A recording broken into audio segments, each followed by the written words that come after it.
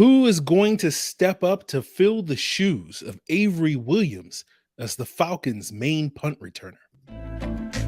You are Locked On Falcons, your daily Atlanta Falcons podcast. Part of the Locked On Podcast Network, your team every day.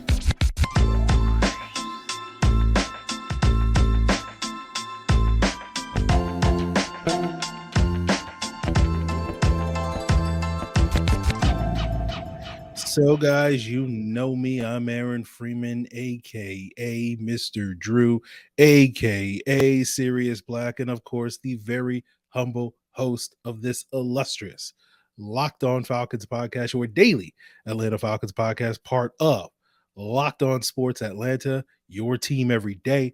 And today's episode is brought to you by Bird Dogs. Go to birddogs.com/LockedOnNFL, and when you enter the promo code LockedOnNFL, they'll throw in a free custom Bird Dogs Yeti-style tumbler with every order. And guys, we thank you for making this illustrious podcast your first listen each and every day. Shout out to the everydayers out there.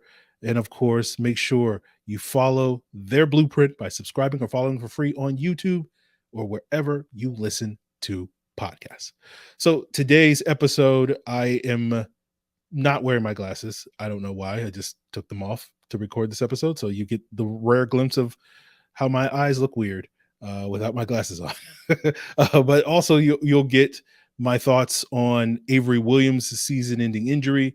We'll also talk about Jalen Mayfield making the move to right tackle and how that sort of shakes up the competition for depth pieces on the offensive line, swing tackle, all that and more. And we'll also talk about the recent addition of Carlos Davis and how he is a welcome addition because he gives the Falcons maybe some Eddie Goldman insurance in the event that Eddie Goldman decides he doesn't want to play football again this upcoming season. So we'll see how that goes. But let's first talk about the loss of Avery Williams, who tore his ACL earlier this week and will miss this upcoming season. And obviously this is a devastating blow to the Falcons special teams. And as our guest on yesterday's episode, Fleek, tried to recall, Avery Williams did lead the NFL in punt return average yards per punt return last year with 16.2. And we'll talk a little bit more about how the Falcons look to replace Avery Williams as that punt returner. But let's talk a little bit about the other ways that Avery Williams impacted this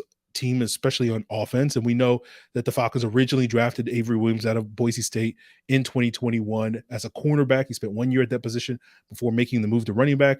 And even though he didn't get a ton of work on offense last year, when he did, he was an effective player. He averaging 5 yards a carry, had a healthy success rate of about 45%, had 13 catches, had as many catches as, Demir Byrd and Kadero Hodge did, full-time wide receivers. And that was the interesting thing about Avery Williams, was we spend so much time talking about positionless football with, Jonnu Smith and Bijan Robinson and Cordero Patterson, but Avery Williams was also in the mix there. About 35% of his snaps last year did come split out wide as a wide receiver or in the slot, which is about the same percentage that Cordero Patterson had in 2021 when he was the quote-unquote positionless player. And, because of the presence of Bijan Robinson and Tyler Algier and all those guys, it felt like to me that we might have seen more of Avery Williams at the wide receiver position. And maybe, 40, 50 or more percent of his snaps this year could have come in that wide receiver position. So I do think losing him does open up some opportunities, not only for guys to make a name for themselves at the running back position, but also at the wide receiver position. So we'll have to see how that goes. The other area that I think is worth noting with Avery Williams, losing him for the season, is I was hoping this year we would finally get to see him as a full-time player on the punt coverage team. Right. We've seen him get opportunities there. He's made plays. He's been a gunner. He's been a personal protector. I figured that one of those three spots you could pencil him in. We just haven't seen him as a full-time player there. And unfortunately, we won't again this season. And, it's notable to me because when we talk about guys making a name for themselves on special teams, it's really kind of in part due to continuing the league, passing their new rule about fair catches on kickoffs.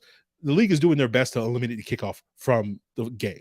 And so when we talk about players carving out roles on special teams coverage units, we're really, again, kind of just talking about the punt coverage unit.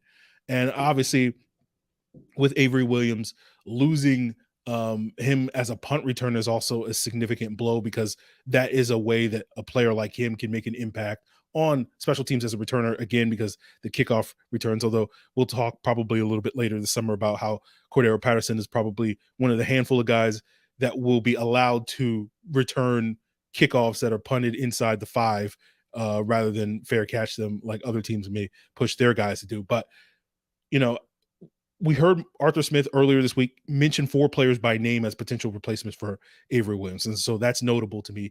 Those players were Penny Hart, Mike Hughes, Dee Alford, and Josh Ali, right? And we heard some reports that Bijan was getting some practice reps as well as some other players at the punt return. Until we see more of that closer to training camp, I'm not going to put too much stock in that at this point in time. So I would imagine those 4 guys, Hart, Hughes, Alford, and Ali, are the internal candidates. Hughes is the only one of that group and really the only guy on this roster other than Avery Williams that has any NFL experience as a punt returner. He did return punts for the Vikings in 2019. He was a very effective punt returner at the JUCO level and at UCF in college. Hart was notable simply because back in 2019 when he went undrafted because of a very bad pro day, I thought prior to that pro day that he was going to be the Falcons draft pick because I knew the Falcons wanted to draft a returner. They did not draft Penny Hart. And they wound up drafting Marcus Green. They didn't wind up keeping Marcus Green. He didn't make the roster, but it would be interesting to see if, it comes full circle and Penny Hart does wind up winning that return specialist. Dee Alford was a very productive punt returner at the Division II level. Josh Ali returned punts at Kentucky, which I'm sure many people would be surprised to know that while his time at Kentucky overlapped with guys like Lynn Bowden Jr. and Wan'Dale Robinson, it was actually Ali that was the Wildcats' primary punt returner. So that kind of speaks that he was able to, do more than those guys there. So that may make him a sort of sleeper candidate. So, obviously we assume Hughes and Alford are probably going to stick on this roster for their defensive roles. So, that would allow the Falcons, if they wind up winning, either one of those guys wind up winning the punt return job, that would allow the Falcons to sort of, open up another roster spot for another player elsewhere. But, guys like Hart and Ali specifically can make the roster because of their punt return jobs if they win the punt return job. So that will be something to keep an eye on later this summer. I, of course, have to mention, because it is part of my brand now, that Hunter Renfrow, a player that has also extensive punt return experience. So if the Falcons wanted to make that trade, that would potentially solve that problem. So if you were playing the drinking game of how is Aaron going to shoehorn Hunter Renfrow or Corey Davis into today's episode, go ahead and take your drink. Another name I think worth mentioning, because again, we talk a lot about possibilities and roster moves that the Falcons may make later this summer, especially at the wide receiver position. Khalif Raymond might now go on the short list of potential Falcons wide receiver trades or whatever that they may make, come August, because Raymond did play for Arthur Smith in Tennessee at the wide receiver. He's now with the Detroit Lions. He's been the Lions punt returner the last couple of years. Another burner type of player where we talk about adding more speed and explosiveness to this offense. And, for now, because of Jameson Williams' suspension, he's going to be the number 4 wide receiver in Detroit. But as soon as Jameson Williams comes back, he'll probably drop to the 5th wide receiver and be solely a special teams guy. And so I could imagine the Falcons maybe giving the Lions a call and saying, hey, you know what? You want to save $3.5 million against your salary cap by trading, Khalif Raymond, come August or whatever. The Lions don't necessarily need a cap space, but, they certainly could use another day 3 pick or something like that. So that may be a phone call that the Falcons wind up making. But I think similar to the wide receiver position that we've been talking about ad nauseum on this podcast for the last couple of weeks, I don't expect the Falcons to panic at the punt return position. I think they'll probably give, these 4 guys, Hart, Hughes, Alford, and Ali, an opportunity to show if they can do the job early in training camp. And if not, then they may decide to make a move, by the end of August or something like that, to bring in somebody else into the building that has at least a little bit more experience in that role. But we'll just sort of have to see how that goes for the Falcons. Another position that we've been talking about a lot in terms of the Falcons needing to potentially add more help at, maybe they have an internal candidate, and that is Jalen Mayfield, who is moving back to right tackle. And we'll talk about whether or not that helps or hurts his chances of sticking on the roster as we continue today's Locked On Falcons. But first, guys, I want to tell you about Bird Dogs, who provide a Super Bowl comfortable set of pants, shorts, or sweats. They have a stretch khaki shorts that are designed to fit slimmer through the thigh and leg and give you that truly sculpted look. I know some of you guys aren't skipping leg day, and so you want to show off your gains. And so Bird Dogs is the thing for you because they fit way better than regular shorts that are made of stiff, restrictive cotton. Bird Dogs has invented cloud knit fabric that looks just like khaki but stretches so that you get a way slimmer fit without having to sacrifice movement. And they also have anti-stink sweat wicking fabric that keeps you cool and dry all day long. And of course, this summer, you guys are going to need it. We all need it.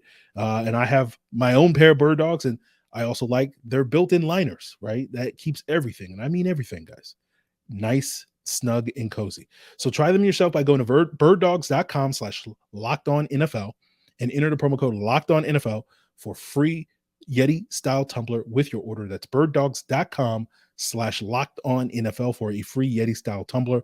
You won't want to take your Bird Dogs off. We promise you. So, another thing that kind of emerged out of OTAs this past week is, Jalen Mayfield continues to get more work at the right tackle position instead of left guard. And, my response to that is good luck with that, right? Every dayers know that going back to when we selected Jalen Mayfield back in 2021, I didn't really think he could hold up in the NFL at right tackle. We did get to see a glimpse of him in like a preseason game back in 2021 at that right tackle position. He really struggled at that position. Now, obviously, he went on to struggle quite a bit at the left guard position. So I know some people will say, hey, it made no difference, right? And I know a lot of people put his struggles at the left guard position mainly because he was playing out of position, which certainly was a contributing factor to it. Playing a brand new position that you've had 3 weeks of practice work at going into the season is probably not setting you up for success. But I also don't think the idea that some people have been pushing since then that, if you just move Jalen Mayfield back to right tackle, he'll be good again. I don't think he has a skill set to play tackle in the NFL, but we'll see how that goes. And, again, maybe this does help his chances of making the roster. Then sticking at left guard, it does sound like the Falcons are willing to give Javon Gwynn a very long look as a backup center, and that will allow them to keep Matt Hennessy at left guard so that he can, push Matthew Bergeron, or at least keep the spot warm until Matthew Bergeron is ready to go. You also are hoping for year 2 growth from Justin Schaefer, who we talked about last year. While I wasn't the highest on, at least theoretically, all the things that you liked about Jalen Mayfield, theoretically, you probably liked a little bit more about Justin Schaefer. He's a slightly better athlete, certainly played with a little bit more mean streak than I thought Jalen Mayfield did at Michigan. It wasn't that Jalen Mayfield didn't play with a mean streak, but, when we talk about a guy that is actually mean, Justin Schaefer does fit that type of a guy that wants to go out there and beat people up on the football field and commit legal assault on players on the football field. That more describes Justin Schaefer than to me Jalen Mayfield in that regard. And so you look at that and you say, okay, the Falcons seem to be fine on their interior offensive line from a depth standpoint. So I don't really need Jalen Mayfield, but they certainly could use some more of that help at the offensive tackle position. We talked about this not too long ago about how the Falcons may be looking, down south to Miami to potential, pick up some guys off of their waiver wire later this summer to add some more experience in that offensive tackle room. But you look at the current group the Falcons have, they have less than 70 combined snaps in the NFL during the regular season between Ethan Greenidge, Josh Miles, Barry Wesley, and Tyler Vrabel at that offensive tackle position. Now, obviously, Jalen Mayfield, because outside of a couple of preseason snaps, isn't adding a whole lot more to that. But, it was notable that last week when Jake Matthews was skipping the voluntary workouts, it was Ethan Greenidge getting, the first team reps at left tackle from what I could see. Now, Arthur Smith, of course, is quick to say that, no jobs are won or lost in June as opposed to later in the summer. But, Greenidge is the most experienced of this group with 47 career regular season snaps at the tackle position. So he is the quote unquote veteran of that group with basically 1 game's worth of playing time. So we'll see what Mayfield can add to that offensive tackle group. Again, the issue that he's going to deal with, the same issue that to me led to Jermaine Ifedi's demise here in Atlanta, is not having that experience playing left tackle. Right now, maybe you can say, because he played time at left guard, that transition to left tackle would not be as significant as it would be had it been, 2 years ago when he had only played right tackle at Michigan. But, the whole point of having a swing tackle is having a guy that's ready to play either left or right tackle. And to me, Mayfield, compared to some of these other inexperienced tackles, is behind the 8 ball, right? Greenidge and Miles both have, preseason and not necessarily regular season experience playing on left and right tackle in the NFL.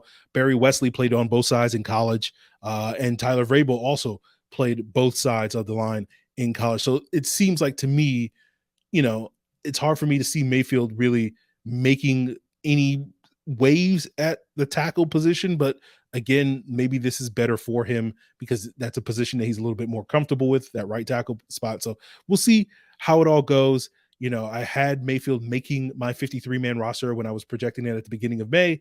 If I was updating that today, I would probably swap him out for Jovan Gwynn and have Gwynn as that 9th offensive lineman as opposed to Eddie Mayfield. So we'll see how that develops, and we'll see, what's left for Jalen Mayfield, later this summer. But, things aren't, to me, seeing him move to right tackle, maybe music to some people's ears, and it's like, oh, that helps his chances. I guess, there's like a 12% chance, greater chance he makes the roster as a right tackle than he does as a left guard, maybe. But for me, it's not really moving the needle. It's just basically, we'll see what happens with Jalen Mayfield, and we'll see what he does later this summer, after missing most of last year with a back injury. So that will be something to keep an eye on come training camp. Another position on the opposite side of the ball, some of the guys that may be going up against Jalen Mayfield and some of these other interior players is a new addition to the Falcons in Carlos Davis. We'll talk about how he could be a nice insurance policy in the event that Eddie Goldman decides that he still doesn't want to play football for the Atlanta Falcons. And we'll break that down as we wrap up today's Locked On Falcons, guys. But before we get there, I want to give another shout out to my everydayers that tune in each and every day on YouTube or wherever you listen to podcasts. And for those of you that are looking forward to next week's content and will be tuning in to Locked On Falcons as your first listen, then we will be getting to the DeMarco Hellams and Jovan Gwynn breakdowns at some point next week. I don't know exactly which days. It'll probably, right now, probably Hellams will be maybe like Tuesday or Wednesday, and then Gwynn by the end of the week on Thursday or Friday or something like that. So that's my plan, but we'll play it by ear. And of course, we got mandatory minicamp as well next week. So that will be other topics that we will be discussing as your first listen on Locked On Falcons. So wrapping up today's Locked On Falcons, and let's talk about the most recent roster move that the Falcons made earlier this week, bringing in defensive tackle Carlos Davis and cutting Jalen Dalton to make room for him. And we thought because Dalton had played for several years under Ryan Nielsen, at least on the Saints practice squad, that might give him a leg up in, some of the competition, although it did seem like he was a long shot to make the roster. But certainly when it came to the practice squad, of course, that proved not to be the case with him being released this week. And Davis is interesting because he's more of a nose tackle, and he spent 3 years with the Steelers, didn't get a ton of playing time. Last year, spent most of his time on the Steelers practice squad, but did get to play in one game last year against the Eagles, and I believe had his first career sack on a cleanup play against Jalen Hart. So that's notable. And I think the value of Carlos Davis is that he's more of that nose tackle, having played there in the Steelers 3-4 defense, and that gives the Falcons a little bit of insurance behind Eddie Goldman because we don't quite know what Eddie Goldman's going to be, right? Now, I've been projecting with the Falcons probably playing more 4-3 under fronts with their base defense, which is more of a 4-3 hybrid 3-4 defense that has a one technique nose tackle as opposed to a zero technique nose tackle in your classic 3-4 defense. And that one tech is a guy that lines up shaded over the center's outside shoulder, lines up in the A gap. I've been projecting Grady Jarrett to be the Falcons' primary guy there, although, that's predominantly where Grady Jarrett spent his early portion of his career, the first 3 years of his NFL career, primarily playing that sort of one tech nose tackle spot. He spent a good chunk of last year playing that role after the Falcons cut Anthony Rush until down the stretch they started giving Abdullah Anderson some of those reps. But, my guess, again, we'll see what Brian Nielsen and the hybrid fronts and the multiple fronts and all the various things that the Falcons going to bring to the table this year. But my guess is that, you might see Eddie Goldman get a lot of the base down snaps, playing that nose tackle spot, either 3-4 or 4-3. And then, Grady Jarrett would be the primary pass rushing guy. But, when he's out there in the base defense on early downs, which you'll see quite a bit of Grady Jarrett, he'll probably play a lot of a one tech. Although, again, because the Falcons play a multiple front, we can't necessarily say this role is what the player is going to play every single snap, right? Guys are going to move around. Guys are going to be utilized in different ways in this multiple front defense, but we're talking about where guys may get a significant portion of their playing time playing a specific role or whatever. And that's what I think for Grady Jarrett and Eddie Goldman. But it's important to bring in a player like Davis because we don't really know what Eddie Goldman's status is. Eddie Goldman's really the only quote unquote true nose tackle. Again, Grady will get reps there, but Grady's not what I think most of us would consider a true nose tackle, even though he has plenty of experience there, just like David Onyemata does as well. But, we haven't really seen Eddie Goldman play meaningful football since 2019, right? Like that was the last year he had in Chicago of playing at a high level. Then he opted out. Sorry. Then he opted out of 2020 due to COVID, and then came back in 2021 and just kind of looked like a shell of his former self. Most of the Bears fans I talked to in the lead up, after that season were like, yeah, he didn't look like he was interested in playing football. So we're expecting him to retire. It sounded like that. And then he signed with the Falcons late in the summer, lasted 12 days with the Falcons before actually doing the thing that Bears fans thought he would do in retiring. But then this past March decided he wants to come back. Right. And so if we can get Eddie Goldman back at that 2019 level, that would be great for the Falcons and a real boost for the back end of the rotation, because Eddie Goldman, we talked about this last summer when we signed him and why I was so high on the move, at least for those 12 days or whatever it was because, Eddie Goldman's that rare 3-down nose tackle, right? That nose tackle that isn't just a run defender, but also can give you valuable snaps on passing downs. Now that's what he was for the bulk of his career in Chicago. Is he still that player? That remains to be seen. Now, if he's like 60% of that player, 70% of that player, that's still going to be hugely valuable to the Falcons in their rotation. If he's less than that, I don't know if that's going to be super valuable to the Falcons. I mean, it's not going to hurt, but it's just not going to add a whole lot that the Falcons couldn't get, from a quote unquote replacement level player or something like that. And so to me, what Davis brings is it gives you an insurance policy, right? In the event that we get to this summer and Eddie Goldman decides, you know what, he's going to pull a Lance Moore, he's going to pull a Parade Jerry, a Charles Godfrey. We've seen this a couple of times now over the last decade here in Atlanta, where we get to that first week of training camp and that humidity hits you, that Georgia heat hits you. And you're like, you know what? My heart's not in football anymore, right? We've seen that humidity just, suck out, as they say, the resolve of players, their commitment to football. And so you're a little bit worried about that. And if that is the case, then the Falcons have a glaring void at that nose tackle, because again, Grady Jarrett is not, I wouldn't say a natural at that role. And we'd be miscasting Grady Jarrett playing all the snaps at one tech, right? You'd be overutilizing, be taking all these double teams. It wouldn't be the best way to utilize Grady Jarrett. Same thing with David Onyemata. I don't think Timmy Horn showed last year that he's ideally suited for that role either. So like the Falcons don't have that nose tackle that can be that guy at the very least, keep Grady Jarrett fresh on rundowns, right? We talked about this with Zach Harrison doing the same thing for Calais Campbell. Like we need that guy. Eddie Goldman is a really good version of that guy, but if he's not around, who's going to be that guy? And I think Carlos Davis, at least theoretically, because unlike, say, other guys that are more quote-unquote camp bodies, because Carlos Davis, even if he hasn't played a ton in the NFL, he does have some NFL experience, has been somewhat productive when he's gotten limited opportunities over the last 3 years. That gives you something there. And so I do think this is a nice addition to the Falcons. And again, this may be a position, especially, if Eddie Goldman's not committed, similar to what we're talking about with the offensive line, similar to what we're talking about the wide receiver position, possibly now punt returners added to this list, maybe a position that the Falcons may wind up addressing a little bit later in the summer and whatnot. But we'll just sort of have to see how that goes. But at the very least, they get another body in here that you can say, okay, this guy has done it at the NFL level, even if it's been on a limited basis, and let's see what he can do in training camp. And I think Carlos Davis, again, unless Eddie Goldman walks, is probably not going to make the roster, but certainly would be a very valuable practice squad guy for the Falcons this upcoming season. So we'll see what he can do this summer. We'll see what some of the other backups like Timmy Horn, Joe Gaziano, and some of these other guys can do in camp and add some depth there on the defensive line. So we'll just see how that goes, guys. And of course, that will do it for us here as your first listen of the day.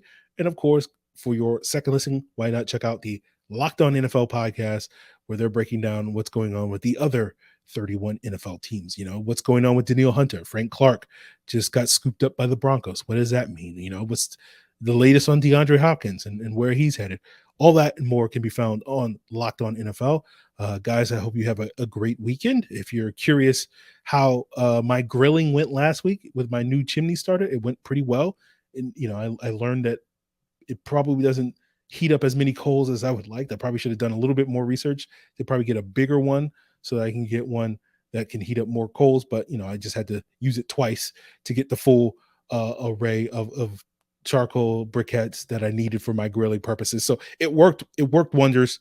But it just maybe need to upgrade to a bigger model. So maybe I'll do a little bit more research on that, or I just figure out a way to maximize this new chimney starter. But I know you guys are just as invested in my grilling practices as all the other things that we talk about here on your first listen. So I hope you guys have a wonderful weekend.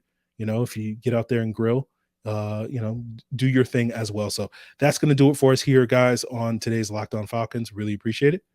Have a great weekend. Till then.